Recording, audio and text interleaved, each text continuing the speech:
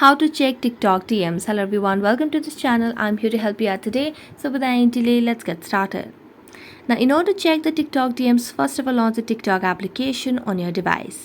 As you launch the TikTok application, what you simply need to do is tap on your activity center, or you can just wait for a while until it loads the page, and here you can see the option of inbox at the bottom right corner of the screen.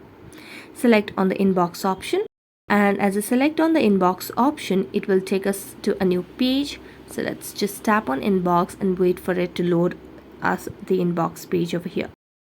So let's wait. Net connection is kind of not good right now. So here it has taken us to inbox page. So now what you can simply do is you'll be able to see the different options over here where you can check the DMs.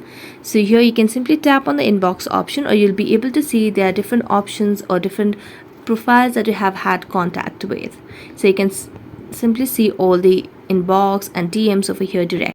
So that's it. Thank you so much for watching this video. See you next time.